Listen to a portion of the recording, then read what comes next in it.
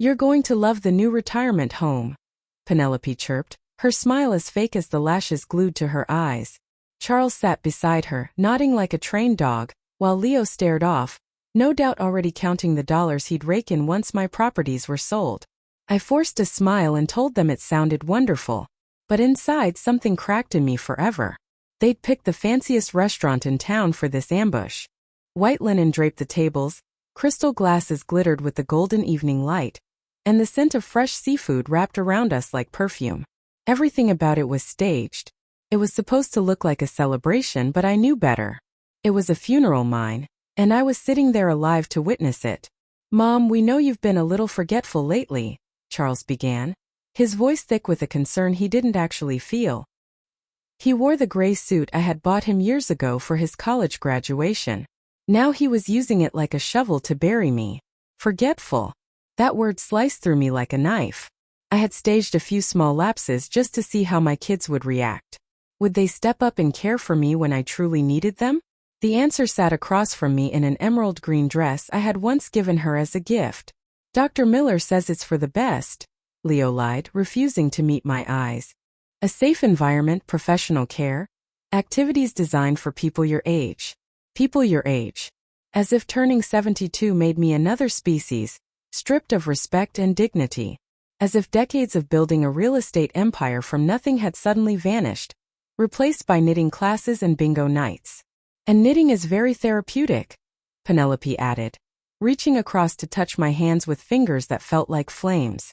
"You can make tablecloths, scarves, useful things." Useful things. While they picked apart my life's work like vultures circling a carcass, I was supposed to sit in a disinfectant-scented room crocheting doilies. And when would this move happen? I asked, keeping my voice calm, like the still water right before a storm. "Tomorrow," Charles said too quickly. "We've already arranged everything. You just need to sign a few papers and what about my properties?" I cut him off. The silence that followed was so heavy I could taste it. They looked at each other like guilty children caught red-handed. Penelope cleared her throat. Leo shredded his napkin to pieces. "Don't worry about that, Mom," Leo finally said. "We'll handle it. It's too much responsibility for you now." Too much responsibility. The same properties I had purchased, renovated, and managed for decades were now suddenly too much for me. The same investments I'd built from a $5,000 start into a $1.5 million portfolio. That night, I pretended to swallow the sleeping pills Penelope had given me. Instead, I spit them into a napkin when she wasn't looking. I knew I needed to stay awake. At 11 o'clock, I heard voices in my kitchen. They thought I was asleep. A fatal mistake.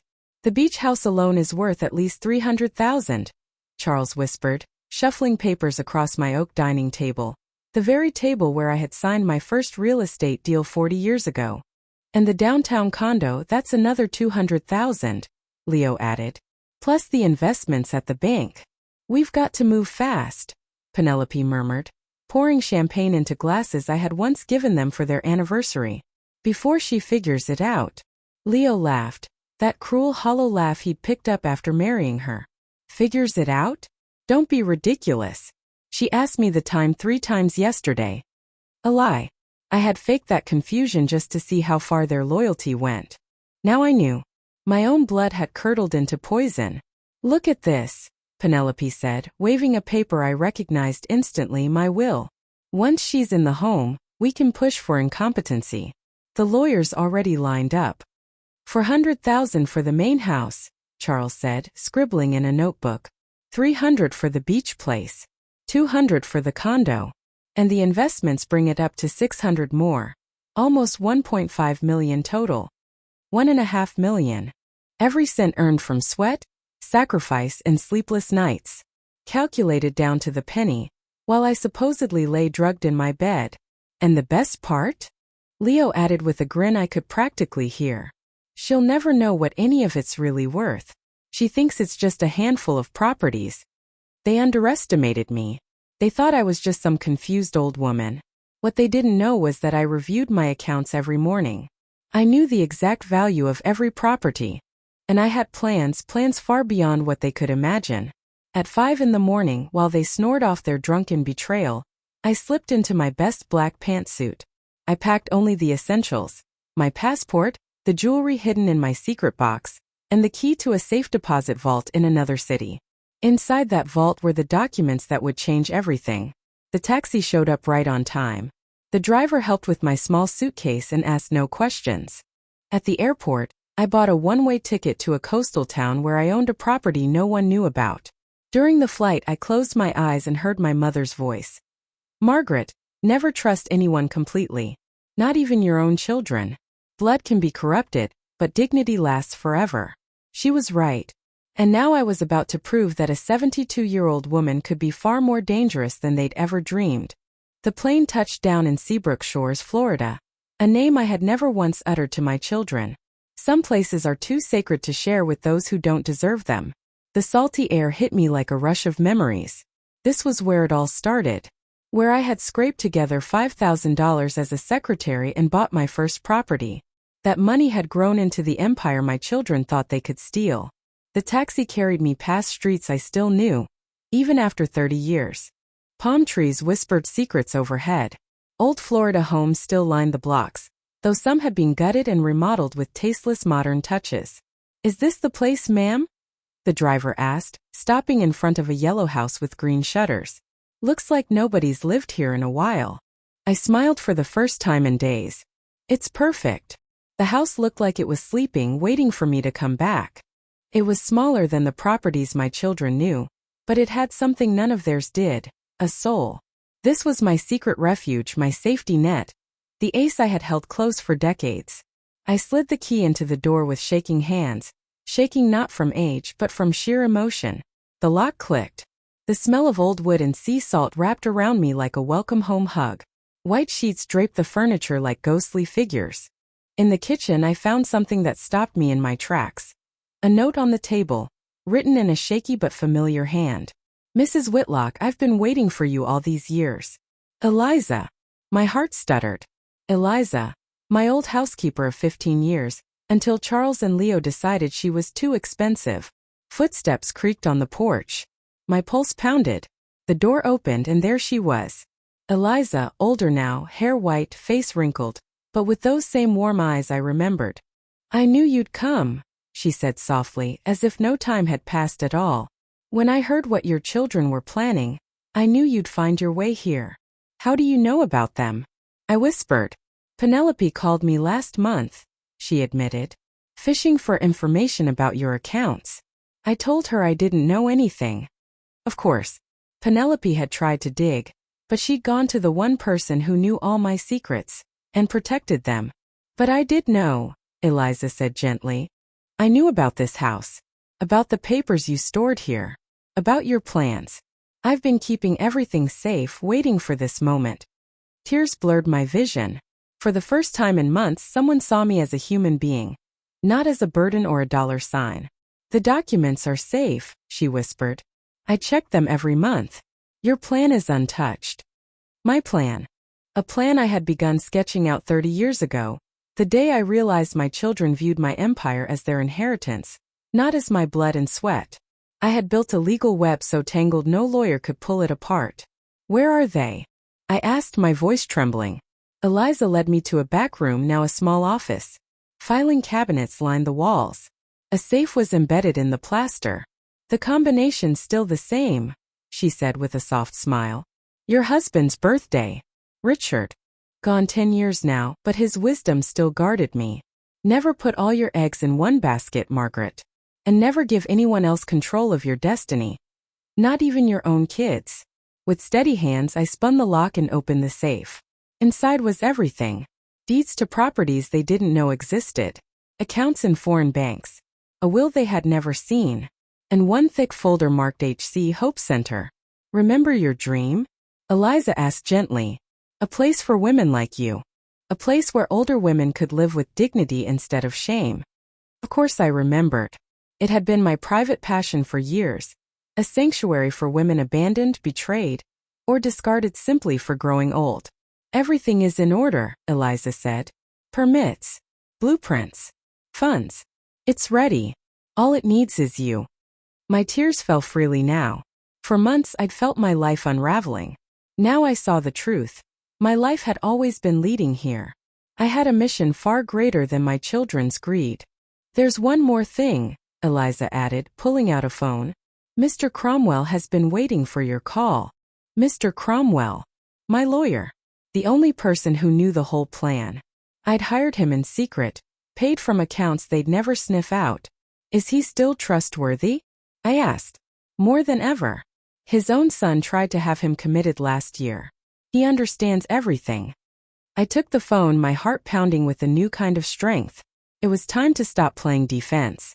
He answered on the second ring. Margaret, he said, his voice alive with relief. I knew you'd call. Are you ready to begin?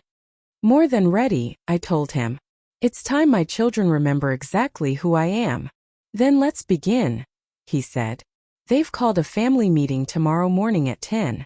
At your house. They think they're about to sign the papers to take everything you own, Mr. Cromwell said. I stood by the window of my secret refuge, watching the ocean hurl itself against the rocks. Each crash felt like an echo of the fury building inside me. Who will be there? I asked. Charles, Leo, and Penelope. And they've invited Tobias too. They want a family witness so everything looks legal and above board. And of course their pet lawyer, Mr. Evans. A man known more for his flexible ethics than for integrity.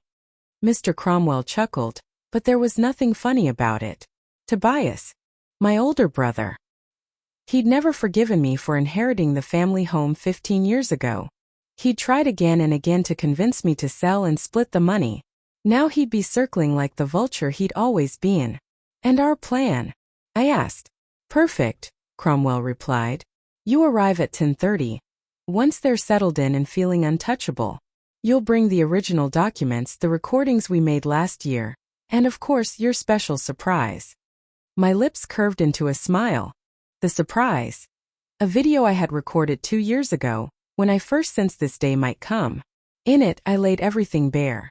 My reasons, my real plans, and the secrets about my children they thought would stay buried forever. Eliza will be with me, I said, glancing toward the kitchen. She moved around my stove like she'd never left, brewing coffee with steady hands. She has information that will shed plenty of light. Excellent. The more credible witnesses, the stronger our position. But Margaret, are you absolutely certain? Once this starts, there's no going back. I thought of Penelope's fake smile, Charles's lies, Leo's greed. Of the years I'd sacrificed to build a life for children, who now treated me like a business opportunity waiting to be cashed in. I'd never been more certain of anything in my 72 years. That night, Eliza and I stayed awake, talking like we hadn't in decades. She told me about her life after my children forced her out. I worked for another family in the city, she said softly as we sipped chamomile tea. But I never stopped thinking of you. Every month I came back here to check the house. I wanted it ready for you just in case. How did you know I'd return? I asked. Because I know you, Mrs. Whitlock. You're not someone who quits. And because 5 years ago, when you first started doubting your children, you told me, if I ever vanish, look for me here. She was right. I'd felt the betrayal creeping in years ago, in the strange looks they exchanged, the conversations that stopped when I walked into a room, the probing questions about my finances. There's something else, Eliza said, her face clouding. 3 months ago, Penelope came to see me. She wasn't just digging for property details. She wanted to know if I'd seen any signs of dementia. Confusion. My stomach turned to ice. And what did you tell her? The truth. That you're the sharpest woman I've ever met. That your mind is like a steel trap. She didn't like that answer one bit. Of course. They needed to build a case for incompetence to make their theft stick. They'd plotted every detail, from the sleeping pills to those little confused moments I had staged. But there's more, Eliza said. She walked to the closet and pulled out a small box. I found this in the trash the day they fired me. When she opened it, my breath caught. Inside were the love letters Richard had written me when we were young. Letters I had treasured for 50 years, that had vanished from my room just last month. They threw them away, Eliza whispered, her voice breaking. As if they were garbage. My hands trembled as I lifted the yellowed pages, still faintly carrying his cologne. Every letter was a memory. Every word a promise fulfilled. My children had treated them like trash. Why? I asked through tears. Because anything that represents real love disgusts them, Eliza said firmly. Your love for Richard, your generosity, your grit. It reminds them of what they'll never have. That night I couldn't sleep. I reread every letter, every line Richard had ever sent me. In one of the last he'd written, Margaret, you are stronger than you think. If I'm ever gone, remember your worth is not in what you own but in what you give. And if anyone tries to steal that from you, fight. Fight with all the fury of a woman who knows her worth. For months I had let my children convince me I was weak, confused, irrelevant. I had played along, hoping they might surprise me with care. But Richard had been right. My worth didn't come from their respect, it came from me. At 8 the next morning Cromwell called. Your children are in a panic, he said with a chuckle. They've been calling the police all night. Reporting you missing. Missing? Of course. A woman like me, senile and fragile, couldn't just vanish. They were already spinning a story of kidnapping or manipulation. The irony was perfect. While they painted me as a helpless victim, I was orchestrating my return as their reckoning. Are you ready? Cromwell asked. I looked at Richard's letters. At Eliza laying out my sharpest black dress. At the restless sea outside. The same sea that had once carried my earliest dreams. 72 years had led me to this moment. It was time to give my children the education of their lives. I'm ready, I said. The drive back felt like a victory parade. Eliza sat beside me, silent and steady, like a guardian angel. Cromwell followed in his car, briefcase packed with documents that would turn their scheme to dust. And I wore my best CEO armor, dressed for the most important board meeting of my life. The one where I would remind them what a Whitlock woman was capable of. The taxi pulled up a block from my house. I counted the cars parked out front. Charles's gray BMW, Leo's white Mercedes, a stranger's car that must belong to Evans, and Tobias's red truck. The whole pack was there. You're certain? Eliza asked one last time, her eyes shining with loyalty. More certain than ever, I said. Cromwell was already waiting, reviewing the files one final time. When I approached, he lowered his window, his smile full of promise. Everything's ready, he said, holding up a recorder. I have the confessions we taped last year. Certified copies of the real documents. And when the moment's right, the video. The recordings had been my idea. A safety net when I first sensed betrayal. In them, Charles and Leo admitted everything. That they were waiting for my death. That they saw my properties as theirs by birthright. That I was nothing but an obstacle. And soon those words would destroy them. I walked toward my house, each step landing heavy as a hammer. It was strange to see my home as enemy territory. But that's what it had become. My castle, invaded by traitors who thought the queen had abdicated. I rang the doorbell of my own house. The symbolism made me smile. They had taken over so thoroughly I now had to knock to enter my own life. Penelope opened the door. Her face flickered through a storm of emotions, shock, fear, calculation, and finally that plastered smile I knew too well. Margaret, my God, we were worried sick, she cried, dripping with fake concern. We called the police, the hospitals. I was thinking, I said simply, stepping into my house like it belonged to me again, and making some important decisions. Charles rushed from the living room with Leo and Tobias behind him. Their faces were a delicious mix of panic and relief. Mom, thank God, we were so worried, Charles said, reaching to hug me. I stopped him with a firm hand. Worried about me? Or worried about your plans? The silence pressed down like a weight.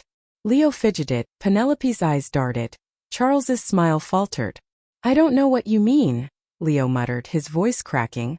Oh, I think you do. Just then Cromwell knocked. At the dining room table, I could see Evans shuffling their fraudulent paperwork. Who's that? He asked nervously. My attorney, I said coolly. George Cromwell. Specialist in elder fraud and asset protection. The color drained from my children's faces. Tobias even stepped back, already regretting joining the feast. Cromwell entered, Eliza steady by his side. He shook Evans's clammy hand politely before setting his briefcase on the table. Mrs. Whitlock, he said formally. I understand there are documents requiring your signature to transfer your assets. That's right, I said, my voice like steel. But before we sign anything, I'd like to confirm a few legal matters. He opened the folder and adjusted his glasses. First, your competency. We'll need to verify you're of sound mind to make this decision. Of course she's competent. Penelope cut in far too fast. She just gets a little confused sometimes because of her age. Cromwell raised an eyebrow. Interesting. Mr. Cromwell smiled like a shark that had just caught the scent of blood. Because right here, he said, pulling a folder from his briefcase, I have a very recent medical report from Dr. Sanchez. It confirms Mrs. Whitlock is in excellent mental health and fully capable of making her own decisions. I reached into my purse and laid the report on the table. I had gotten it just 2 days before my disappearance, anticipating this exact moment. And that's not all, Cromwell went on, his voice as sharp as a blade. We also have some rather interesting recordings, made in this very house exactly 1 year ago. The color drained from my children's faces. Charles grabbed the back of his chair like he might faint. I don't know what you're talking about, Leo whispered, but the lie collapsed in his throat. Cromwell pressed play. The recorder filled the room with Charles's voice, loud and crystal clear. Let's just hope she dies soon. I'm tired of pretending I care. As soon as she's in the ground, we'll sell everything and split the money. Then Leo's voice. All we need is to find a way to declare her incompetent. After that, it'll be easy to take control of everything. And finally, Penelope's cruel laugh. She's just a stubborn old woman. If she doesn't cooperate, we'll dump her in the cheapest home we can find and that'll be that. The silence that followed was like a tomb. Tobias looked at me with real horror on his face, clearly realizing what he had walked into. Those recordings are taken out of context, Charles stammered, but even he didn't sound convinced. Out of context? Cromwell barked a humorless laugh. We have 3 hours of this filth. Every word recorded with your mother's knowledge. She suspected you for years. Eliza stepped forward and scooped up the stack of forged documents. She examined them one by one with the confidence of someone who knew every detail of the real papers. These are fraudulent, she declared. The signatures are forged, and some of these assets don't even exist in official records. That's impossible, Mr. Evans sputtered, but his hands shook as he shoved papers back into his briefcase, desperate to flee. It's very possible, I said, finally letting my voice carry the weight I'd been holding back. It's possible when children plot to rob their own mother. But it becomes impossible when that mother turns out to be a whole lot smarter than they ever imagined. Cromwell then reached for a sealed envelope. Inside was the video I had recorded 2 years ago, the one where I explained everything. My real plans. My reasons. And the darkest truths about my children that they believed would stay buried forever. Now, I said, settling into my chair at the head of the table like the CEO I had always been, let's talk about the consequences of betraying the woman who gave you life. Their faces were masks of terror. Sit, I ordered. My voice brooked no argument. They sat, Charles, Leo, and Penelope like children about to be scolded. Tobias stayed standing, looking like a man who regretted ever walking into this ambush. Evans tried to slip out, but Cromwell casually stepped in front of the door. First, I began, pacing like a prosecutor before a jury. Let's talk numbers. You think my estate is worth around $1.5 million? They exchanged nervous glances. They thought they had been so clever hiding their calculations. You're off by more than $3 million. The silence was suffocating. Even Eliza raised her eyebrows. My true net worth, I continued, savoring every word, including properties you don't even know exist, international investments, and businesses I've run quietly for decades, comes to over $5 million. Penelope turned ghost pale. Charles clutched the arms of his chair as though the floor had dropped. Leo's voice cracked. 5 million. 5.2, I corrected coldly. While you were imagining me knitting doilies in some dreary home, I was building an empire you'll never touch. Cromwell opened his laptop and projected a presentation onto the wall. One by one, the numbers appeared like hammer blows. Main house, $600,000. Beach house, $450,000. Downtown condo, $300,000. And then came the real shock. 2 condos in Miami, a small hotel in Key West, investments in growth funds, shares in 3 tech companies, and accounts spread across Switzerland and Panama. How? Charles choked out. How did a confused old woman manage all this without us knowing? I smiled, the smile of someone who had been underestimated for far too long. Simple. You never paid attention. You were too busy plotting to notice the woman you thought was weak was 3 steps ahead the whole time. Eliza placed another folder on the table. And don't forget the businesses. Mrs. Whitlock has been running a real estate consultancy, 2 investment firms, and the project that matters most. What project? Penelope whispered. I let the moment hang before answering. The Hope Center. A residential and service complex for older women abandoned by their families. For women treated like burdens instead of human beings. Cromwell clicked to the next slide. The rendering of the Hope Center filled the wall. Gardens, a library, art workshops, clinics, dignified apartments for 200 residents. The land is already purchased, I said. The permits approved. Construction begins next month. And you, my ungrateful children, are the reason it will exist. You inspired it. I don't understand, Leo stammered.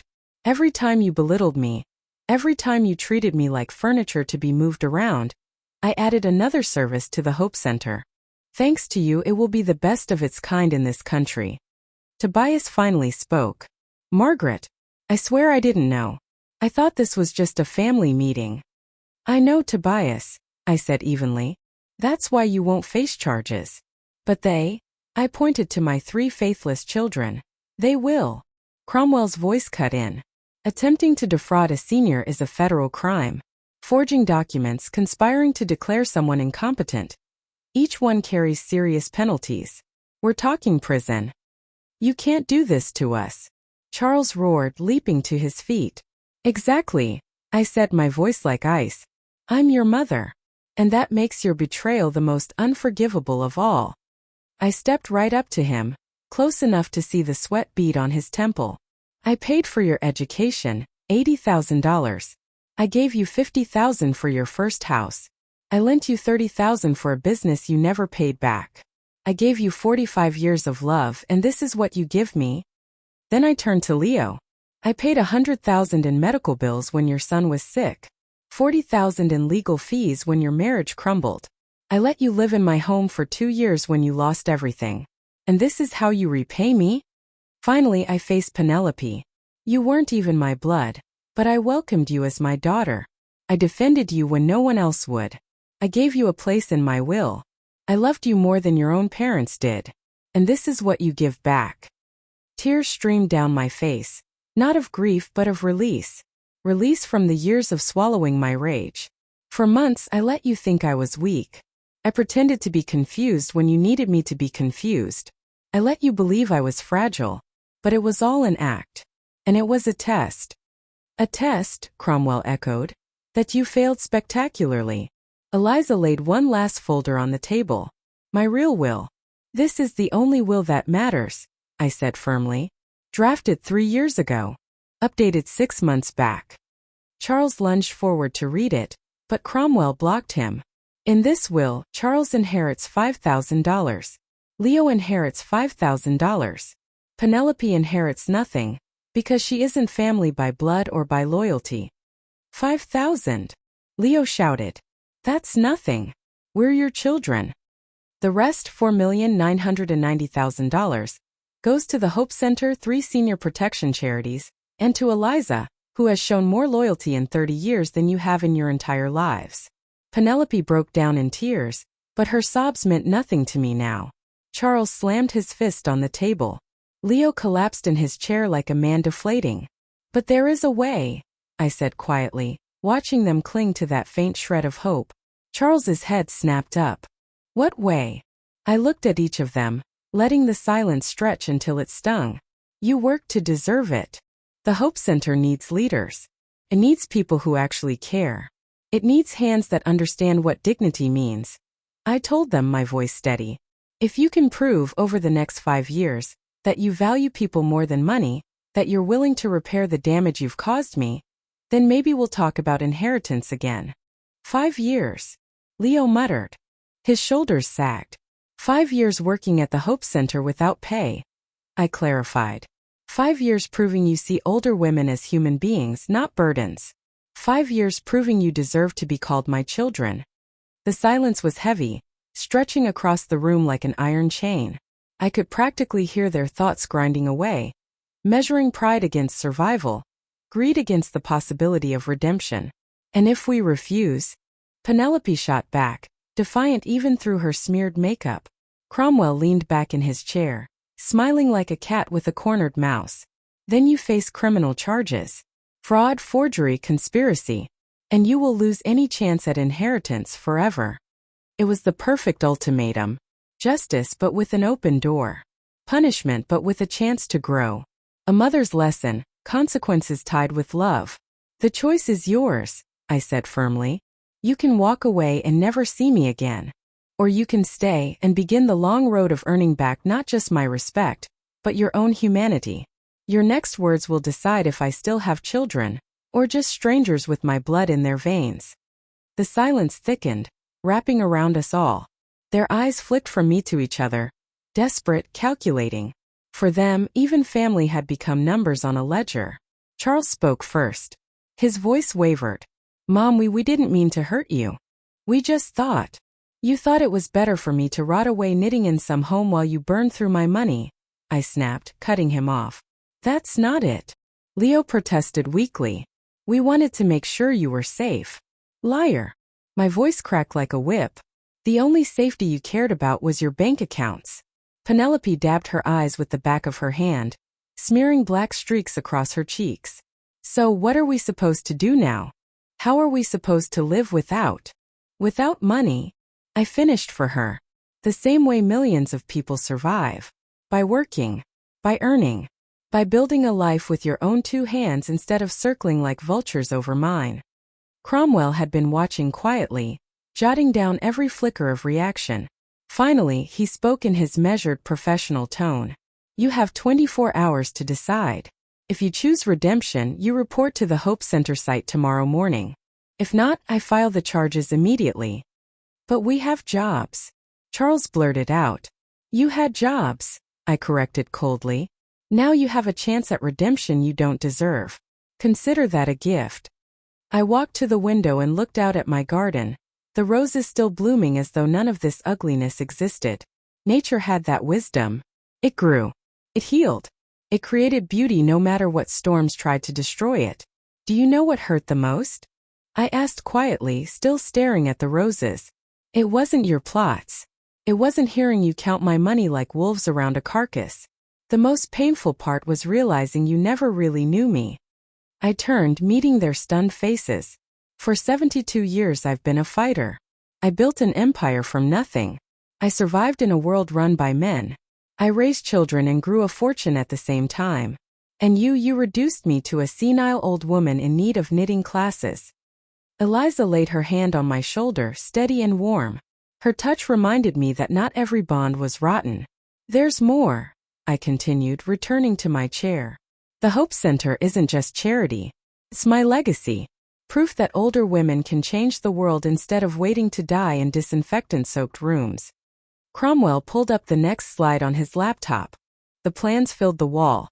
Modern buildings wrapped in gardens, spaces for music and art, clinics and real homes for women who had been discarded.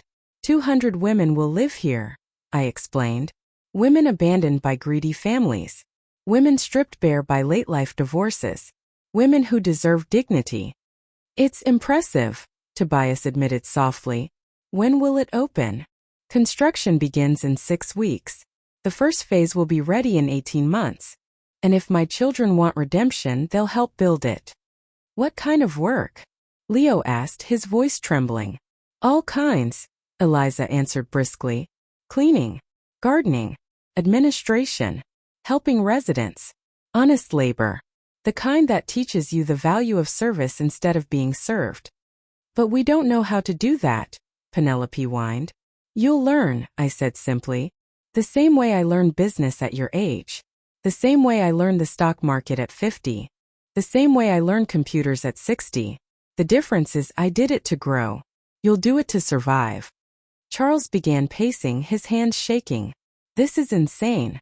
2 days ago we thought. 2 days ago, I cut in. You thought you were cashing in on my funeral. Now you know you're starring in a lesson on betrayal. Leo swallowed hard. And if we do it? 5 years.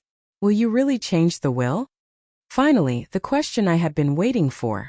If you show me for 5 years that you value people over money, if you learn to give instead of take, if you grow into the children I once believed you could be, then yes, I'll revise it.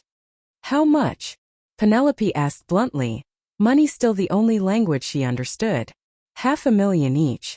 Enough to live comfortably. Not enough to grow lazy or greedy again. They blinked in silence.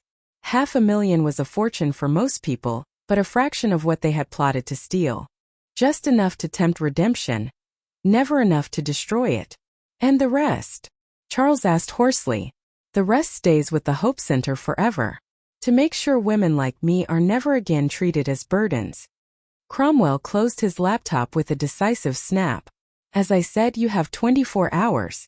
Tomorrow at 10 a.m. You show up at the site ready to work, or I walk into the district attorney's office. And with that he left. The house was silent.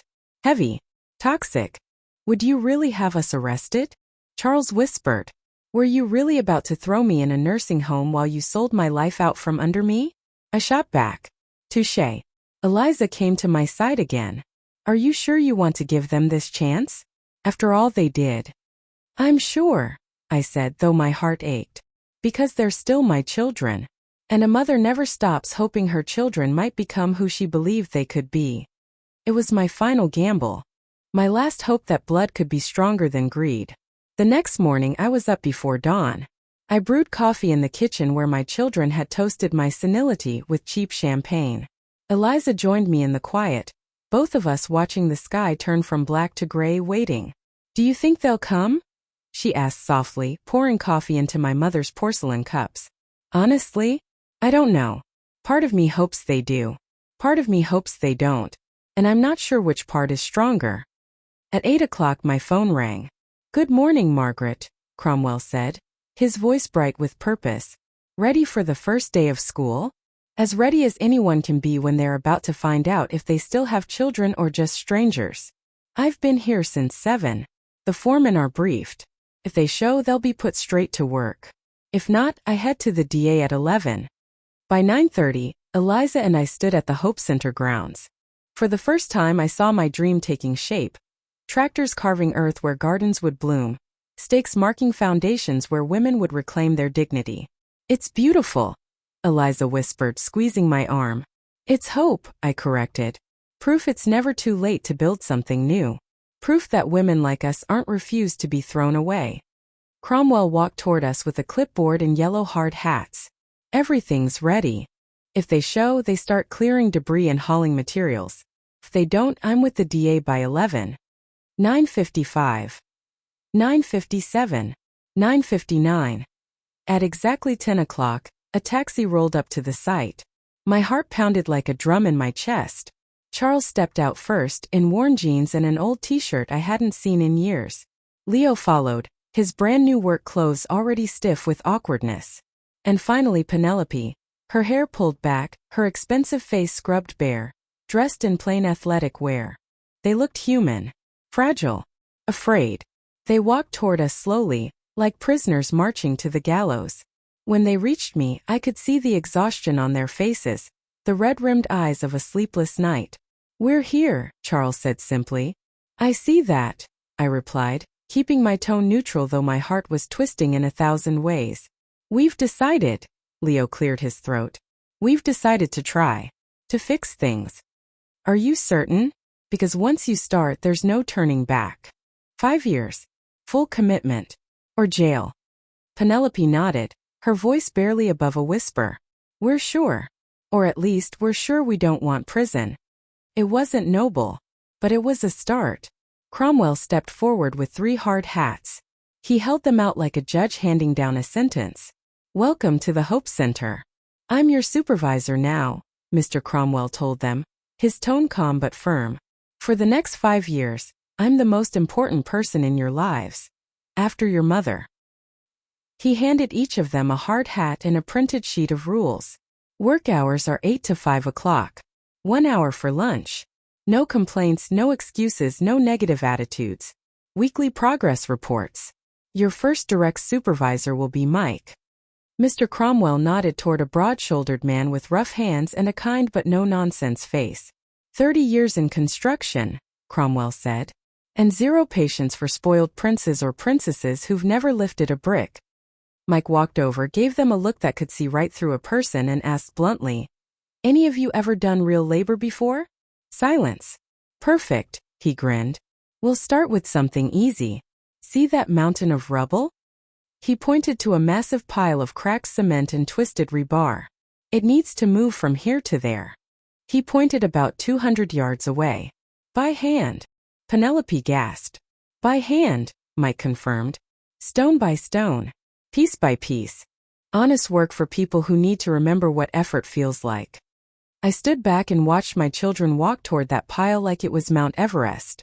Charles bent to pick up the first slab of concrete, winced immediately, and almost dropped it.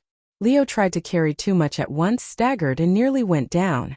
Penelope stared at her manicured nails as if they were relics of a past life, then sighed and picked up the smallest rock she could find. For 4 hours I watched them. It was rough to see.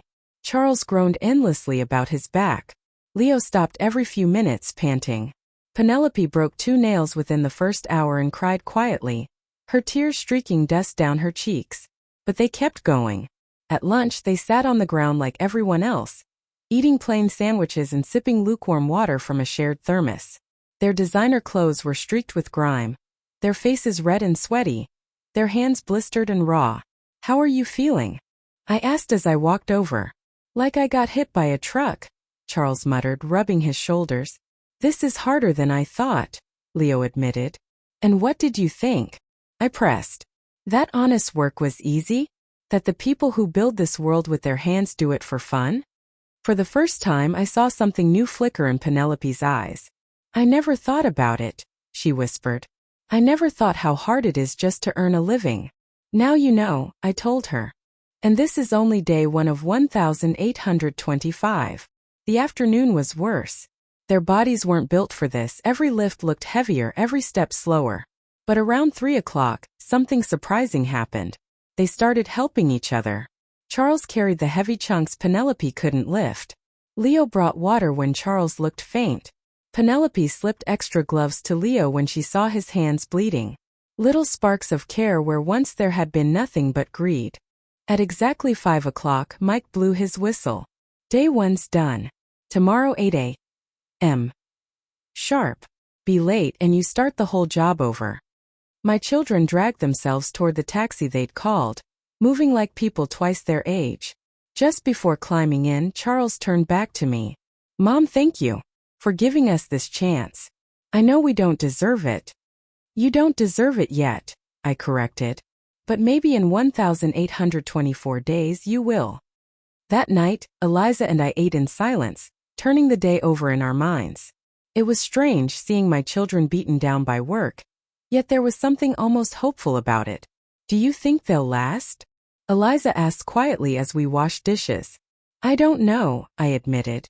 "But for the first time in months, I'm curious to see what kind of people they'll become if they do."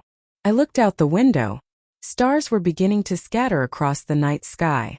The hardest part had begun. Not the work itself, but the waiting. Waiting to see if punishment could grow into redemption, if justice could bloom into change. Waiting to discover whether I still had children, or if I had finally built something better. A family forged from respect, not convenience. 4.5 years passed. The Hope Center was no longer a sketch on blueprints. It was alive. 200 women lived there now, thriving, laughing, reclaiming dignity. I strolled through the gardens my children had once helped plant. The air was thick with roses and jasmine. The sound of paintbrushes scratching canvases and voices rising in song floating out of workshop rooms. "Good morning, Alice." I greeted an 80-year-old woman with kind eyes. She had once been tossed aside by her family as too expensive. Now she ran our oral history project. "Morning, Mrs. Whitlock. We've finished 50 memoirs already. Nurses from the war, teachers who shaped whole towns, mothers who raised 10 kids while working in factories, stories that would have died with them. I smiled. This was what I had always dreamed. A place where women weren't discarded, but cherished as living libraries of wisdom. Have you seen Charles? I asked. He's in the kitchen. Special breakfast for Carmen's 90th. Charles. In a kitchen. If you had told me 5 years ago my son would be baking cakes for elderly women, I would have laughed. Now it was just who he was. I found him bent over a cake, piping roses with the steady patience of a craftsman. His once soft hands, now rough from labor, handled the bag with surprising delicacy. 90 pink roses or 90 blue? He asked without looking up. Pink, I answered. Carmen says blue reminds her of hospitals. Pink it is. He kept decorating. Then, without glancing up, he added, You know, Carmen told me yesterday she was one of the first female accountants in her city. Managed 3 major companies back when women couldn't even open their own bank accounts. And what do you think of that? I asked. This time he looked up. His eyes carried a depth I'd never seen before. I think I was a fool to believe age made someone worthless. Carmen knows more about finance than I ever did. That was more than an admission about Carmen. It was a confession about me too. Where are Leo and Penelope? I asked. Leo's in physical therapy with Mercedes, helping her with her walking. Penelope's in the salon. The salon had been Penelope's idea in her 2nd year. She'd noticed how many residents sank into depression after losing access to grooming. She convinced us to create a space where women could feel beautiful again.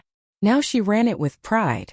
I stepped inside and found her massaging the gnarled fingers of Miriam, a retired professor abandoned in a hospital by her own daughter. Does that hurt? Penelope asked softly.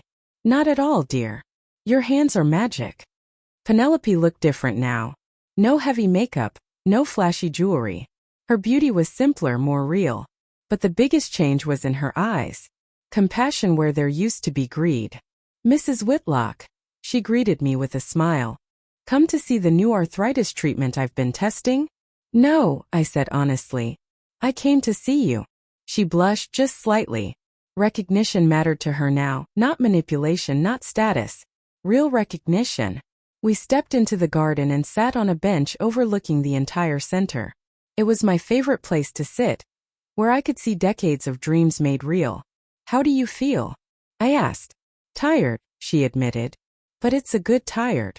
Before I was exhausted from pretending.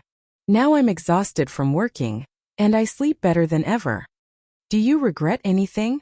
She sat in silence for a long time, watching women practice Tai Chi across the lawn. I regret being blind. I regret seeing only money, and not the woman who earned it. I regret trying to steal instead of learning. I'd waited years to hear those words. Now that they came, I realized I no longer needed them. Her actions had already said it all. And what have you learned? That respect isn't inherited, it's earned. That age is wisdom, not weakness. That caring for others feels better than being cared for. And, she paused, eyes wet, that you weren't just my wealthy mother-in-law. You were proof that a woman can achieve anything if she refuses to be limited. Her words lit something inside me. Warmth. Pride. Just then Leo came sprinting from the rehab room, his face bright with joy. Mom! Mercedes walked 10 steps on her own, 10 whole steps. My son, who once couldn't care about anything but money, was glowing over the progress of an 85-year-old woman he wasn't even related to. She says next week she's going to make it all the way to her rose garden. He beamed. Can you imagine? 6 months ago she couldn't even sit up. And what are you going to do to help her reach that goal? I asked Leo. I already spoke with the physical therapist, he replied quickly. We're putting together a special strengthening program for her. I'll be with her for every session. He stopped, realizing what he had just said. Then softer, almost like a boy again, he added, If that's okay with you, of course. It was the first time in years he had asked my permission for something that mattered for the right reasons. That sounds perfect, Leo. That afternoon, Mr. Cromwell arrived for our monthly review. We sat together in my office, surrounded by photographs of residents, letters of gratitude from families, and awards the Hope Center had earned. How do you evaluate them? He asked, flipping through his notes. They've changed in ways I didn't think possible, I admitted. Not just in their work but in who they are. Do you believe it's genuine? Or are they still just acting for your approval? It was the question I'd been asking myself since the beginning. At first, yes, they were acting. But this work, caring for people, you can't fake it for 4.5 years. Compassion shows itself. And my children, they found pieces of themselves they never knew existed. Pieces I like far more than who they were before. Mr. Cromwell smiled knowingly. And the will? The will can wait another 6 months, I said. I want to see what happens when the choice is theirs. Will they stay because they want to?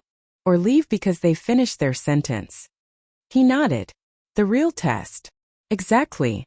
True character isn't revealed when you have no choice. It's revealed when the choices come back. That night, over dinner in the center's communal dining room, Eliza leaned across the table and asked, "Are you nervous about the next 6 months?" "Curious," I corrected with a small smile. At 76, I've learned the best surprises arrive when you finally stop trying to control everything. 6 months passed. Then the day came. The day I had been waiting on for 5 years. It was a clear spring morning. Sunlight poured through my office windows, catching the sealed envelope on my desk. The envelope that held the modified will. The document that could change my children's futures forever.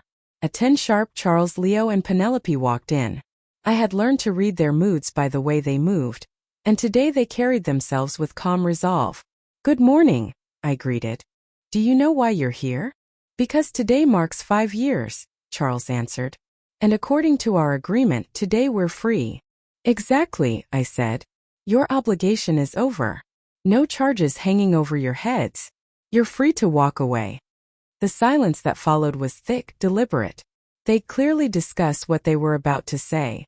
"We've made a decision," Penelope finally spoke, her voice trembling with emotion. "I'm listening." Leo leaned forward. "We want to stay. Not because we have to, because we want to." For a moment my heart forgot to beat, though I kept my face steady. "Why?" "Because this place is our home," Charles answered. "These women are our family now. The work we do here, it's the most important work of our lives. And because," Penelope added, tears brimming, "we finally understand what you tried to teach us. Life isn't about what you can take. It's about what you can give." I turned toward the window. Outside I saw Mercedes walking step by step toward her rose garden. Just as Leo had once promised me she would. I saw Carmen teaching math to newcomers in the courtyard. "And what about your own lives? Your careers? Your future plans?" I asked. "Our careers are here now," Leo said firmly. "I've been studying geriatric therapy at night. I want to be certified so I can do more. I've enrolled in courses on the psychology of aging," Penelope said. "I want to help women who arrive here broken." "And I," Charles added, "have been working with Mr. Cromwell to learn nonprofit management. I want to ensure the Hope Center thrives long after we're gone." I had raised businessmen. And finally they had turned into visionaries. "There's one more thing," Charles said, exchanging a look with his siblings. "What is it?" "We want to renounce any inheritance," Penelope said. "We want every dollar to stay here, with the Hope Center." I stared at them stunned. "Are you sure?" "Completely," Leo said. "We've seen what this money can do here. We don't want to inherit wealth. We want to protect your legacy." The tears I had held back for 5 years finally broke loose. "Do you know what this means?" I whispered. "It means we'll never be rich," Charles said simply. "But we'll be part of something bigger than money." "It means," Penelope added, "we will finally be worthy of being called your children." I walked to my desk, picked up the sealed envelope and tore it in half. Their eyes widened. "That will left you $500,000 each," I said. "But you've just proven you don't need money to be the people I always knew you could be." I pulled out another document, the one I had written just a week ago. "This is my true will. Charles, you are named Executive Director of the Hope Center. Leo, you are Director of Rehabilitation. Penelope, you are Director of Emotional Wellness and Creative Programs. And the rest, $4.8 million, will be used to build a network of centers across this country. 10 centers in the next 15 years. For once my children were speechless. Then they rose as one and embraced me, not as guilty heirs but as grown human beings. Why? Penelope asked through her tears. After everything we did, why give us this chance? Because you are no longer the people who betrayed me, I said softly. You've become the people I always believed you could be. You just needed time. That afternoon we gathered everyone in the main hall. The residents filled the room, smiling with curiosity. I have the honor of announcing, I said, standing at the podium, that the Hope Center will expand, 10 more centers to change thousands more lives. And I have the even greater honor of announcing that my children, Charles, Leo, and Penelope, will lead this mission. The applause was thunderous. Mercedes stood leaning on her cane. Your children came here as punishment, she said in a voice that carried. But they are leaving as a blessing. That evening we sat together for dinner, me, my children, and Eliza, finally a family again. Not a broken one patched by money, but one rebuilt on respect and love. Afterward, I wandered into the garden alone, under the stars. For the first time in decades, I felt peace. I had done more than raise children. I had turned betrayal into redemption, greed into service, and despair into hope. Richard's words came back to me, words from a letter he had written before he passed. The real legacy is not a monument. It's a map. He was right. I had built a map. A way for lost families to find their way back to love. And now my children would carry it forward. Justice had become grace. Vengeance had become redemption. And my legacy would live forever.